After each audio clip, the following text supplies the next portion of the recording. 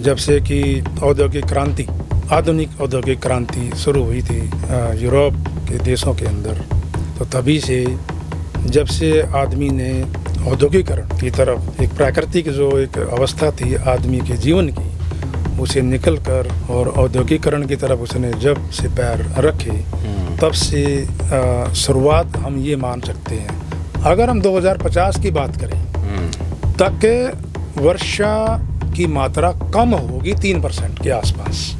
ये आंकड़ों पे आधारित मैं बात कर रहा हूँ। तो 3% की एक प्रकार से कमी वर्षा के उसमें आएगी। अगर मैं लंबी समय की बात करूँ, इस सदी के अंत तक अगर मैं जाऊँ, अगर आज यही अगर ऐसा ही चलता रहा, अगर यही जो मॉडल अपनाया गया है आंकड़ों को लेके यही चलता गया, तो हम ये मान के चलते हैं कि बारिश में 17% की बढ़ोतरी होगी। अच्छा। 2050 के बाद। तो और तापमान में एक ज़्यादा उछाल आएगा। अभी आप देखते होंगे कि वहाँ पर आगजनी बहुत होती है। गर्मी का मौसम आते ही आगजनी हो जाती है। वो तो जंगल जल जाते हैं। तो उनका जो प्राकृतिक जो तरीका था उस देश में, वो ये था कूल बर्निंग। अच्छा। कि आग तो लगेगी, क्योंकि ऑस्ट्रेलिया बहुत बड़ा देश है और बहुत ज़्यादा जंगल वहाँ पर है, आग तो लगेगी। लेकिन क्यों न उस आग को जाड़े के दिनों में लगाया जाए।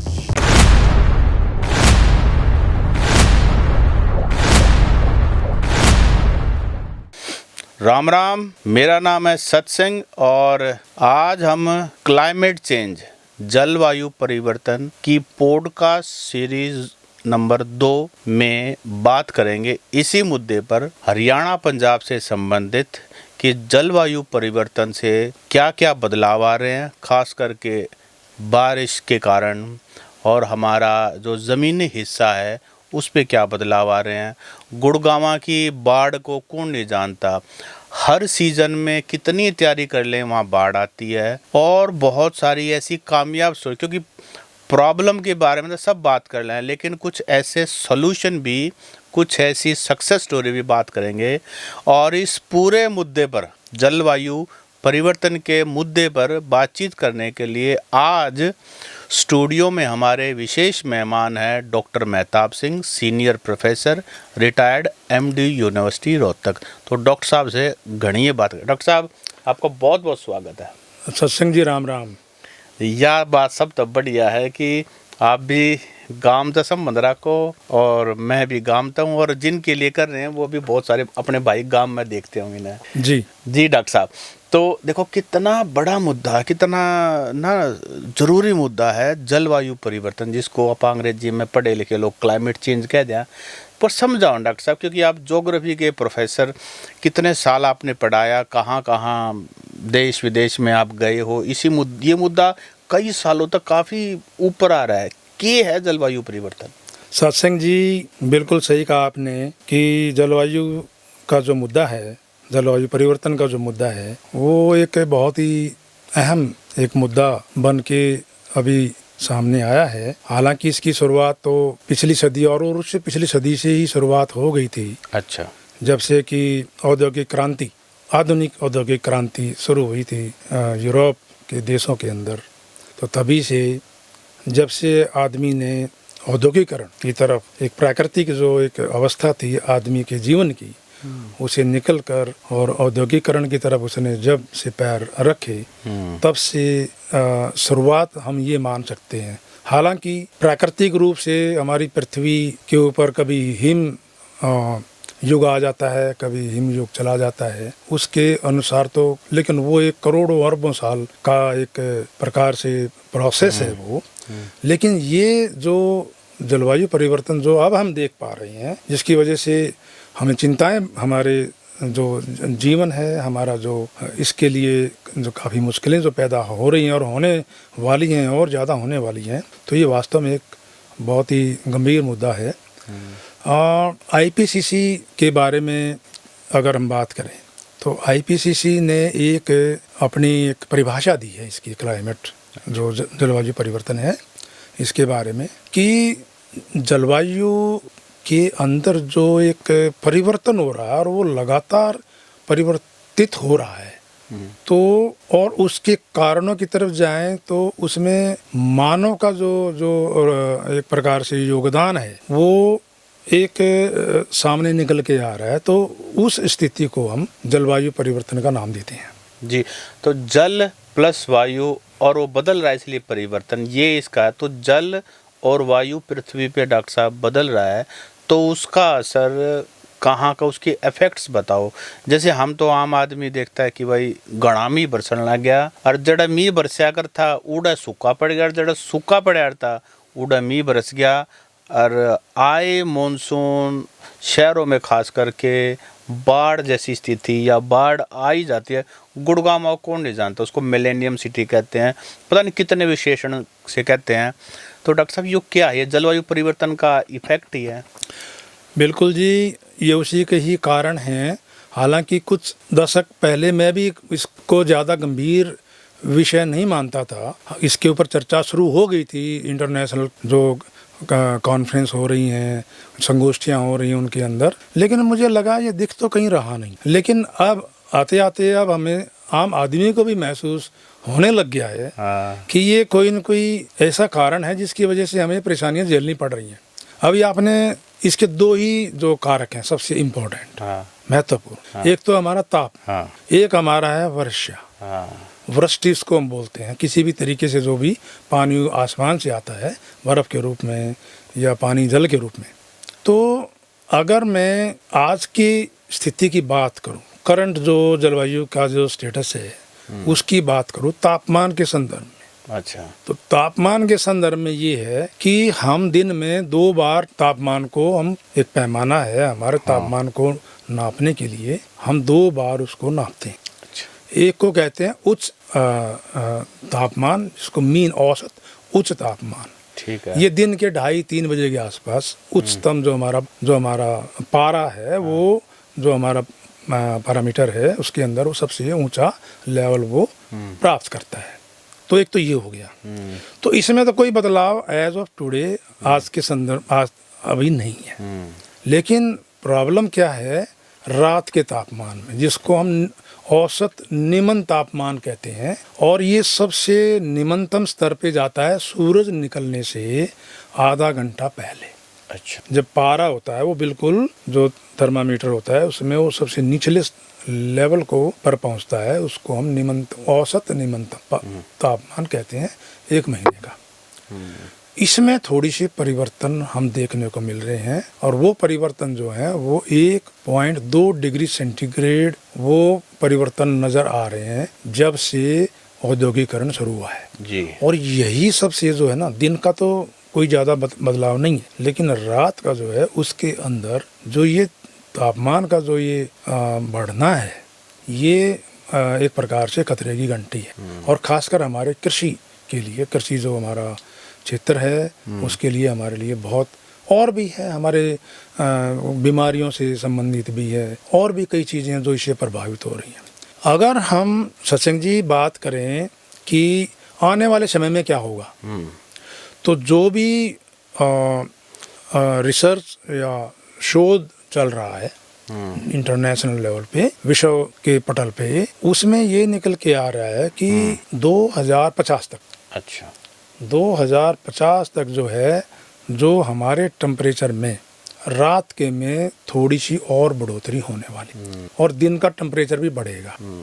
जहाँ तक बारिश की बात है, बारिश भी कोई ज़्यादा अभी वेरिएशन, जो हम लंबे समय के अगर जो आंकड़े जब हम इकट्ठा करके हम बात करते हैं, तो उसमें अभी तक तो ज़्यादा बदलाव नहीं दिखने को आ रहा है। मैं यहाँ हरियाणा के संदर्भ में, क्योंकि आप हरियाणा, पंजाब और नॉर्थ इंडिया की बात को लेके आप यहाँ पे हम इस पॉडकास्ट में हैं, तो मेरे जो आंकड़े होंगे वो इसी से संबंधित इसके आसपास ही होंगे। तो उसमें भी वर्षा में भी क्या आ रहा है कि अभी तक तो कोई बदलाव ज़्यादा नहीं नज़र आ रहे हैं। हाँ, हरियाणा में जैसे कुरुक्षेत्र जिला, जैसे जींद जिला, सोनीपत जिला, फरीदाबाद, महेंद्रगढ़, भिवानी, फतेहाबाद, सिरसा, इनमें कुछ बदलाव जो है पैटर्न में बदलाव नजर आ रहे हैं।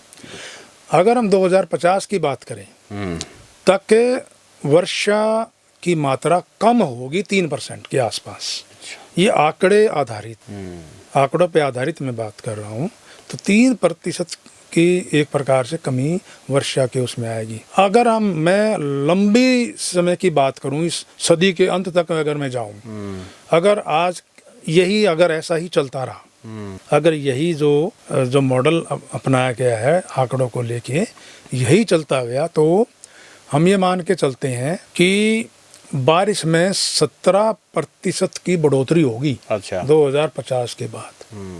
तो और तापमान में एक ज़्यादा उछाल आएगा। तो डॉक्टर साहब इसका प्रभाव क्या होगा ये भी बताओ, क्योंकि हो सकता है कई बार कम फालतू परसेंटेज में आम आदमी नहीं इसको डिकोड कर पा रहा है, उसका असर क्या होगा ग्राउंड पे? देखिए, इसका असर वैश्विक अगर मैं उसमें बात करूं तो इसका प्रभाव जो हमारा वातावरण है उसमें बहुत बदलाव आने की उम्मीद है।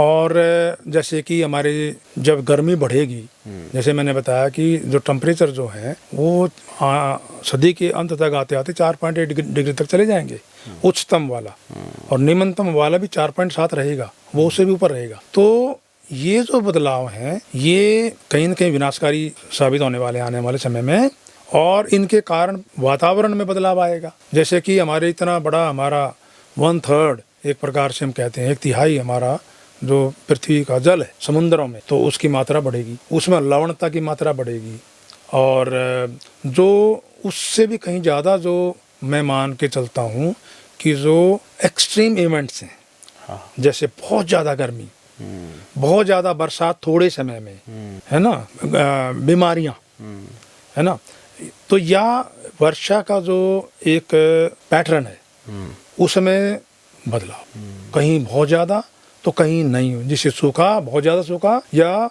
बाढ़ तो बहुत ज़्यादा बाढ़ की स्थिति देखने को मिल सकती है। डॉक्टर साहब जैसे अब ये महीना देख लें, आज 11 तारीख हो गई, अप्रैल की 11 तारीख हो गई, और अप्रैल में जो है ना गरम गरम सा शुरू हो जाता था। इस बार रात को तो एक तरह से कंबल सा छोटा मोटा कंबल ओढ़ के सोना पड़ता है, और दिन में भी ना उतनी गर्मी नहीं जितनी होती थी। बीच में कुछ दिन तो हुई थी, लेकिन सुबह सुबह कुछ लोग तो अभी भी गर्म हीटर उसे गर्म पानी करके नहाते हैं। अब ये क्या है? ये जलवायु परिवर्तन ही है, ये भी उसका इम्पैक्ट है ये भी। देखिए सत्संग जी, कुछ मात्रा में हम कह सकते हैं। अच्छा, बहुत ज़्यादा बदलाव अभी नहीं आए हैं, लेकिन कुछ मात्रा में हम कह सकते हैं कि हाँ उसका कुछ असर है। लेकिन मैं एज ए भूगोल छात्र होने के नाते मैं जितना मैंने पढ़ा है, जितना मैंने समझा है, और खासकर अपने क्षेत्र को ध्यान में रखते हुए कि जो ये बार बार बरसात हो रही है,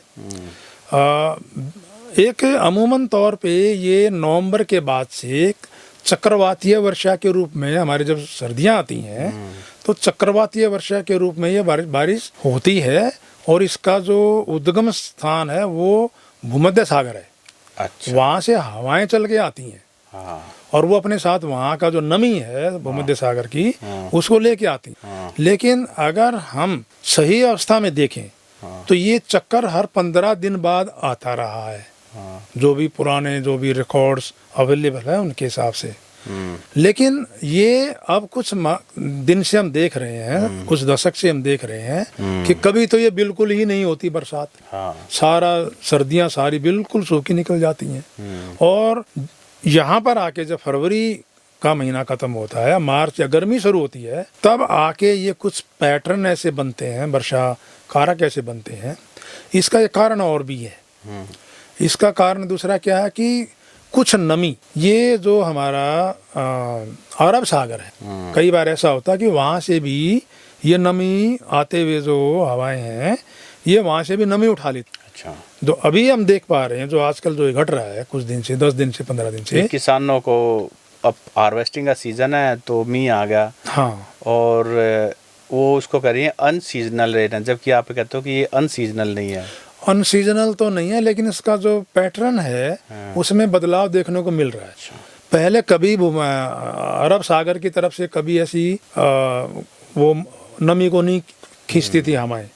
अब ये कुछ साल से जैसे देखने को आ रहा है कि वहाँ से जब नमी, वहाँ से भी नमी जब ले ली जाती है ना उस हवा के द्वारा जो भूमध्य सागर से आ रही है, तो उसमें वर्षा की मात्रा भी बढ़ जाती है, और ये जितने भी ये बिजली कड़कना, हाँ। ओले गिरना, ये सारी जो प्रक्रिया है ये बढ़ रही है। जी डॉक्टर साहब, एक ना बहुत कॉमन सवाल हमारे किसान भैया का, और आप हरियाणा की बात करें, पंजाब की बात करें, क्योंकि किसान ना बड़ा एरिया है, कि जी या तो पानी बहुत ज़्यादा हो गया, यानी कि वाटर टेबल बहुत ऊपर आ गया है, या वाटर टेबल बहुत नीचे चला गया है, और किसान को बड़ी समस्या है। दोनों ही जगह है, जहाँ ज़्यादा है वहाँ अलग तरह की समस्या है, जहाँ कम है वहाँ अलग तरह की समस्या है।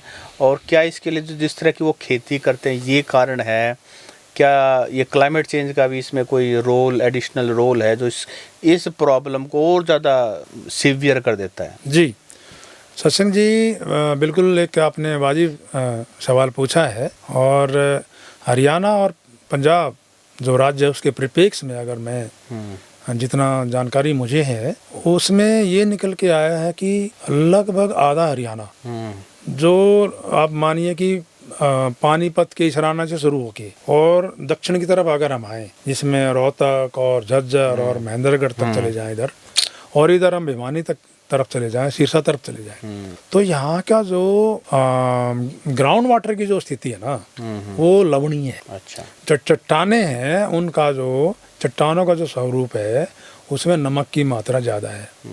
तो ये तो पहले से ही है, कोई नई बात नहीं है। समस्या जब शुरू हुई है जब से हमने फसल चक्कर को बदला है। हमने पहले जो यहाँ के ज्वार, बाजरा, ईख, मक्का, जो हमारी एक प्राकृतिक जो यहाँ के प्रकृति के अनुसार जो फसलें होती थी पहले, अब हमने उनको छोड़ के, और जो कमर्शियल खेती है जो धान और चावल की है, और वो भी बार बार फसल चक्कर को हमने खत्म कर दिया। तो उस वजह से क्या है, और ये खेती जो है धान और गेहूं की जो खेती है, क्योंकि ये बीज एक प्रकार से ये हाइब्रिड बीज है, तो इनको खाद की भी ज़रूरत पड़ती है, फर्टिलाइजर्स की, इनको जो है पानी की भी ज़्यादा ज़रूरत पड़ती है। तो जब बार बार हम पानी देना पड़ेगा उसको, उसके उपजाऊ बनाने के लिए, तो उसको जब हम देखते हैं कि खाद्यान्न उत्पादन प्राप्त करने के लिए, प्रोडक्टिविटी प्राप्त करने के लिए हमें खाद भी डालना पड़ेगा। एक जो हमारे गोबर का खाद पहले होता था वो उतनी मात्रा में अब नहीं मिलता है, क्योंकि खेती का विस्तार बहुत ज़्यादा हो गया है और पशुधन कम हो रहा है। दूसरा क्या है, पानी की मात्रा इन फसलों को ज़्यादा चाहिए होती है। तो ये जो चक्कर है ज़्यादा पानी देने का, खाद जो केमिकल जो फर्टिलाइजर्स उनको देने का, इस वजह से क्या है, तो ये एक तरफ तो वाटर टेबल ऊपर आ रहा है जहाँ लवणीय अवस्था है, नीचे अंडरग्राउंड वाटर की भूजल की, और एक तरफ जो है अगर हम इसराना से आगे जाएं और पंजाब तक चले जाएं, वहाँ मीठा पानी है नीचे, उसका दोहन बहुत ज़्यादा हो रहा है। तो यहाँ दोहन नहीं हो पा रहा क्योंकि पहले ही नमक उसके अंदर है, पानी के अंदर, ऊपर से नहरें आ गई हैं। तो एक प्रकार से हमने अपने दोनों ही क्षेत्रों को प्रभावित किया है। दोनों ही क्षेत्रों का एक प्रकार से समझिए कि उसमें नुकसान हमने, जो मॉडर्न खेती है, जो एक आधुनिक खेती जो हम आज के दिन में कर रहे हैं। अच्छा डॉक्टर साहब, जलवायु परिवर्तन को लेकर के ना ये सारी चिंताएं तो अखबारों में भी, मैगजीन के माध्यम से भी, सरकार की स्कीम वगैरह भी हैं, कई चीज़ें होती हैं, लेकिन अगर कोई मसला है तो उसका कोई ना कोई हल भी ज़रूर होगा। हमें हल के बारे में भी बात करनी चाहिए। ये जो सब कुछ हो रहा है इसका हल क्या है? सत्संग जी, इसका हल भी हमने ही निकालना पड़ेगा।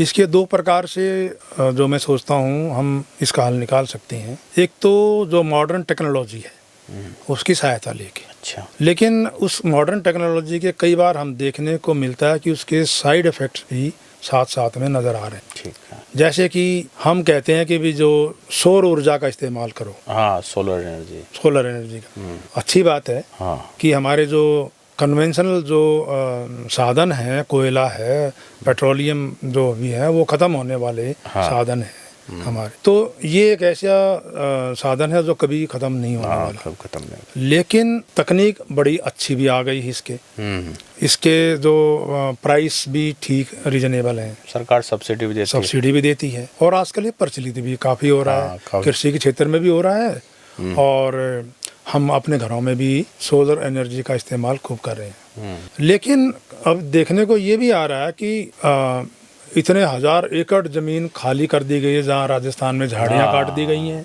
हाँ, जहाँ पेड़ काट दिए गए सोलर हैं प्लेट लगे। प्लेट लगाने के लिए। तो ये एक प्रकार से तकनीक तो बड़ी अच्छी है, हाँ, जो कभी ख़त्म नहीं हो सकती, जिस बिजली की उपलब्धता। हाँ, लेकिन उसको किस तरीके से हम उसको स्थापित करें, वो सबसे इम्पोर्टेंट है। तो एक चीज़ तो ये है। अब कुछ और चीज़ें अगर मैं कृषि के क्षेत्र की बात में करूं, कि हरियाणा का एक उदाहरण मैं आपको लेके बताता हूं कि जलवायु परिवर्तन जैसे जैसे होगा, हमारे जो फसलें हैं उनके ऊपर प्रकोप बढ़ेगा कीटों का। अच्छा, क्योंकि मैंने बताया रात का तापमान में इतना सा भी अंतर जो है 1.2 डिग्री, वो बहुत भयानक होने वाला है। अच्छा, हाँ, वो बहुत उसके दूरगामी उसके प्रभाव पड़ेंगे। क्योंकि फसल जो होती है उसका जो एक इकोसिस्टम होता है वो बहुत ही सेंसिटिव होता है। वो थोड़ा सा भी अगर इधर उधर टेम्परेचर में या वर्षा में उसमें बदलाव आता है तो वो उसके दूरगामी प्रभाव होते हैं। तो एक उदाहरण जींद जिले का। अच्छा, 2007 के आसपास एक आंदोलन चला, हाँ, और उस आंदोलन को चलाने का श्रेय एडिशनल एग्रीकल्चर ऑफिसर थे श्री सुरेंद्र दलाल जी। अच्छा, वो निंदानी गांव के थे। हाँ, जींद जिला में निंदानी गांव है, ठीक है, निंदानी और कुछ गांव है। तो उसकी जब पोस्टिंग हिसार एग्रीकल्चर यूनिवर्सिटी से कई बार इनको अपने रूरल एरिया में भी, ग्रामीण क्षेत्रों में भी अपने केंद्रों पे आना पड़ता है। तो उसने इस चीज़ को, क्योंकि उनका एक साइंटिफिक उनका नॉलेज भी था सुरेंद्र दलाल जी का, लेकिन वो देख रहे थे कि जो वो कर रहे हैं अपनी लेबोरेटरीज में, जो एक आधुनिक जो एक प्रक्रिया अपना रहे हैं, उसके नुकसान बहुत ज़्यादा हैं। जैसे कि हम केमिकल फर्टिलाइज़र डाल रहे हैं, जैसे कि हम फसलों को बचाने के लिए कीटनाशक डाल रहे हैं। तो उनके दिमाग में ये आया कि क्यों न हम इनका इस्तेमाल छोड़ दें। अच्छा, बल्कि जो हमारे प्राकृतिक जो तरीके हैं निवारण करने के लिए बीमारियों को फसलों से संबंधित, क्यों न उसको अपनाएं।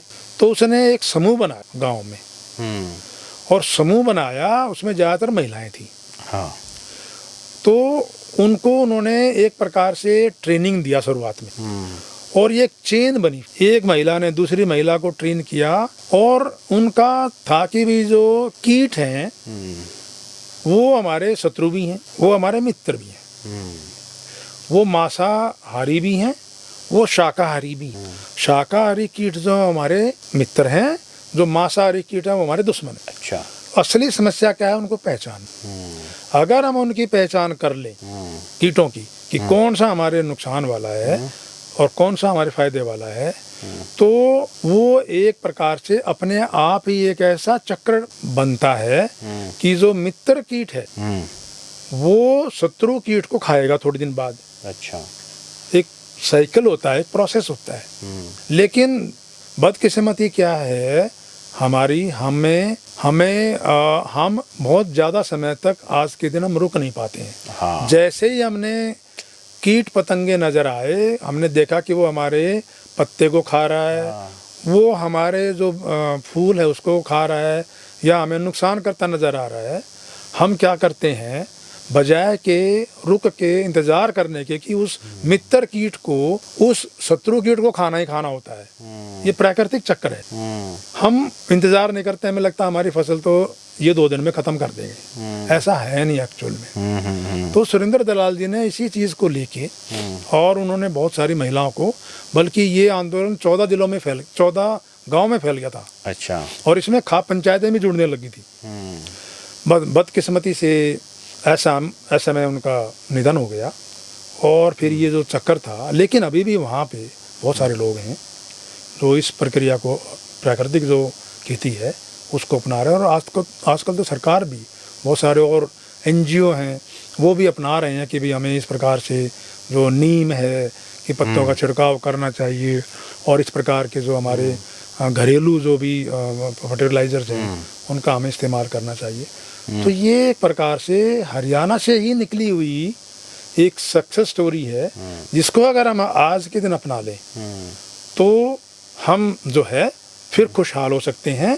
हमारा जीवन चक्र अपना जो खुद खतरे में है आज के, वो हम बचा सकते हैं, आने वाली पीढ़ियों को बचा सकते हैं। जी, ये तो होगी हरियाणा की बात। क्या कोई डॉक्टर साहब कोई एग्जाम्पल मतलब हरियाणा से बाहर का भी है कोई ऐसी सक्सेस स्टोरी?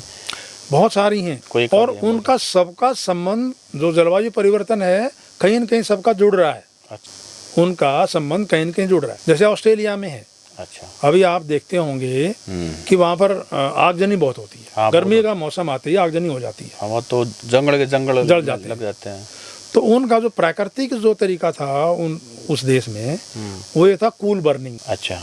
कि आग तो लगेगी, क्योंकि ऑस्ट्रेलिया बहुत बड़ा देश है और बहुत ज़्यादा जंगल वहाँ पर है, आग तो लगेगी, लेकिन क्यों न उस आग को जाड़े के दिनों में लगाया जाए, सो दैट कि जो उसकी इंटेंसिटी है वो गर्मी के दिनों में उतनी प्रभावी न रहे। तो देखिए कैसा प्राकृतिक एक उन लोगों ने लॉजिक वहाँ पे लॉजिक लगा के कि आग तो लगेगी, लेकिन क्यों ना हम उसको जाड़ों में जला लें ताकि वो फैले नहीं, जितना जलाना उतना जल जाए, है ना, क्योंकि जलाना भी कई बार बहुत ज़रूरी होता है मिट्टी की उर्वरा शक्ति को बढ़ाने के लिए भी। अब जैसे हमारे मैं वहाँ विजिट कर रहा था मेघालय में और त्रिपुरा में, तो मैंने देखा वहाँ झूम कृषि है वहाँ पे। अच्छा। झूम कृषि, स्लैश एंड बर्न अंग्रेजी में उसको बोलते हैं। अच्छा। कि वो लोग जो हैं आदिवासी लोग हैं, जंगल में ही रहते हैं, कि वो कुछ स्थान पे रुकते हैं, खेती करते हैं, उपजाऊ शक्ति कम हो जाती है और फिर आगे बढ़ जाते हैं।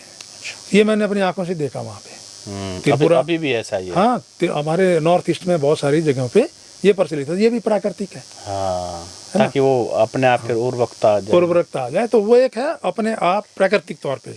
लेकिन हमारे हरियाणा में क्या, फिर वही बात मैं दोहराऊंगा हमारे तो कि मैं बहुत जल्दबाजी है। फिर सेटलमेंट भी तो हमारी परमानेंट है ना, उनकी तो चलो वो बदलते रहते हैं। नहीं, मैं बात करता हूँ कि जैसे हम अवशेष जलाते हैं, हाँ, तो अवशेष हम जलाते हैं, गेहूं के कटाई के बाद भी हम अवशेष जलाते हैं ताकि हम अगली जो फसल है उसके आने से पहले हमारा खेत खाली हो जाए। और हम खासकर सबसे ज़्यादा समस्या हमें आती है जब मौसम बदलाव हो रहा होता है, गर्मी से सर्दी की तरफ आ रहा होता है नवंबर में, और वही समय होता है हमारे जो चावल के काटने का, धान के काटने का। उस समय और ज़्यादा हमें जल्दबाजी होती है कि हमारे खेत खाली हो जाए। तो हम एक सबसे आसान तरीका है, उसको आग लगा दो, उसको जला दो। लेकिन आज के दिन क्या है, सरकार इतने सारी सब्सिडी दे रही है, इतने सारे तकनीक आज के दिन आ गई हैं कि उनके बाय प्रोडक्ट्स हम बना सकते हैं। उनको अलग अलग उसका उपयोग जो है, पराली जिसको बोलते हैं, उसका उपयोग बायो ईंधन में भी आज के दिन हम इस्तेमाल कर सकते हैं। उसकी छोटे छोटे उसके वो बना के पैकेट्स बना के, और वो इंडस्ट्री में भी जा रहा है ईंधन के रूप में। तो बहुत तरीके हैं जिससे हम उसका उपयोग कर सकते हैं, बजाय कि उसको हम एकदम जला दें जिससे कि हमारे पर्यावरण को और हमें नुकसान हो। डॉक्टर साहब एक चीज़ और बताओ, अगर जिस तरीके से, जिस गति से जलवायु परिवर्तन हो रहा है, आने वाले 10-20 साल हरियाणा पंजाब के लिए किसे रहने वाले? मैंने आंकड़ों के हिसाब से मैंने बता दिया कि आने वाला समय अच्छा नहीं है जी। 2050 तक तो इतनी ज़्यादा मतलब नहीं है। अगर हम सुधर गए, अगर हमने अपने आप में सुधार कर लिया, तो हम सरकारें भी लग रही हैं और इंटरनेशनल लेवल पे एजेंसीज हैं, यूनाइटेड नेशन भी लग रहा है, क्योटो प्रोटोकॉल भी था, पेरिस संधि भी हुई है 2015 में, जिसमें ये प्लेज किया गया है कि भाई हम जो है जितने भी हमारा टेम्परेचर जो बढ़ने के जो कारक हैं, कार्बन डाइऑक्साइड के, मीथेन के या नाइट्रस ऑक्साइड के, उनको हम किस प्रकार से हम तकनीकी सहायता से और प्राकृतिक सहायता से रोक सकते हैं। तो आने वाला समय सत्संग जी अच्छा नहीं है अगर इन पे रोक नहीं लगाई गई तो डॉक्टर साहब, जो आम आदमी है, जो हमारे युवा हैं, वो हमारे इस वीडियो इंटरव्यू को, इस पॉडकास्ट को, जलवायु परिवर्तन को सुन रहे होंगे और वो ये महसूस कर रहे हैं कि इसकी जिम्मेदारी सब के ऊपर है। तो हम अपने एरिया में रह के, अपने गाँव में रह के हम क्या ऐसा करें कि जलवायु परिवर्तन जैसा गंभीर मुद्दा जो है ना, इसको सुलझा सकें, इसमें कुछ योगदान दे सकें? बहुत बढ़िया सवाल सत्संग जी आपने किया। ये समय की ज़रूरत भी है कि हमारा दिमाग में एक धारणा बनी हुई है कि सरकार ये काम करेगी, सब कुछ सरकार ही करेगी। जबकि होना चाहिए एक मिला जुला काम। सरकार का भी काम है, लेकिन जब तक हम अपनी जिम्मेदारी नहीं समझेंगे जी, आगे कम्युनिटी जो एक भावना हमें नहीं आएगी, सबकी मिलजुल के गांव में, जैसे पुराने समय में हर चीज मिलजुल के गांव में लोग करते थे, बल्कि वो ईख बोया करते थे, बुला लिया। हाँ, सभी लोग ईख बोआते थे। अगर जोड़ खुदाई करना इन दिनों में तो सभी लोग मिल के जोड़ की खुदाई करते थे। और ब्याह में भी सारे मिल के काम किया, सारे काम मिल के होते थे, पता ही नहीं चलता था जिसके घर में कैटरर होता था, कुछ नहीं होता था, सभी लोग कैटरर ही होते थे, सभी लोग सारा काम कर लेते थे। तो ये जो एक सामुदायिक भावना है, ये मैं आने वाली जो युवा जो हमारे साथी हैं उनको मैं यही कहूँगा कि जो अपना जो है जो निर्भरता छोड़िए सरकार के ऊपर, बल्कि खुद जो है आगे आइए और एक सब मिलजुल के सामुदायिक रूप से एक प्रण लें, एक प्रतिज्ञा करें कि जो ये नुकसान होने के जो भी कारण नजर आ रहे हैं उसको हम अपने अपने क्षेत्रों में, अगर हम सभी लोग मिलजुल के, हमारे हरियाणा में 6700 गांव हैं, 81 शहर हैं, ये नहीं कि शहर के लोग ना करें वो देखते रहें, ऐसा नहीं है। वहाँ समस्याएं वो भी जलवायु से परिवर्तन से संबंधित ही है, वहाँ पर भी जैसे वेस्ट जो है निस्तारण की बात हम करते हैं, ये एक बहुत बड़ा मुद्दा है। ये भी एक क्लाइमेट चेंज में, जलवायु परिवर्तन में बहुत बड़ा कारक बन के आ रहा है। अच्छा, जितने भी हम ग्रीन हरे पत्ते जो भी वेस्ट के रूप में हम डालते हैं और उसको हम पहुंचाते हैं लैंडफिल साइट्स में, वहाँ मीथेन बहुत ज्यादा बनता है फिर उनसे। पहाड़ के पहाड़ दिल्ली में देखे होंगे आपने। मीथेन तो बहुत बड़ा कारक है, बहुत बड़ा कारक है। एक प्रकार से वो रिसोर्स भी है, अच्छा, संसाधन भी है वो। लेकिन हमें अभी वो संसाधन नजर नहीं आ रहा है। संसाधन अगर नजर आ रहा है तो इंदौर जाके देख सकते हैं। इंदौर की एक सक्सेस स्टोरी प्लीज बताएं। हाँ, इंदौर में क्या है या हमारे यहाँ क्या है, हमारे यहाँ केवल जो अपना निस्तारण करते हैं अपने वेस्ट पदार्थ का रोजाना जो निकलता है हमारे किचन से या हमारे घर से, उसको हमने तो वेट और ड्राई दो होता है वो, गीला और सूखा होता है। अभी तो हमारे यहाँ कोई सिद्धांत ही नहीं है, ऐसी सोच ही नहीं है कि उसको अलग अलग करें, उसको दोनों को हम इकट्ठा कर लेते हैं। तो हमारे यहाँ तो केवल एक है कि कूड़ा करकट उठाया और उसको हमने शहर के बाहर ले जाके डाल दिया, ठीक है, और उसी से वही सबसे मुख्य कारक है हमारे जो भूजल है उसको दूषित करने का। हमारा जो वायु प्रदूषण है मीथेन के कारण हो रहा है।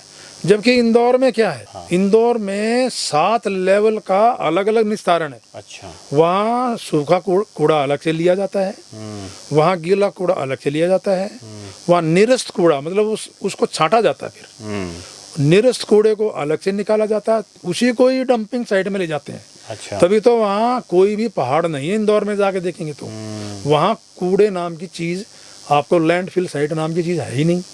न वहाँ का भूजल प्रदूषित है, न वहाँ का वायु प्रदूषण है, क्योंकि जो बायो मेडिकल वेस्ट है वो अलग से निकाल लिया गया।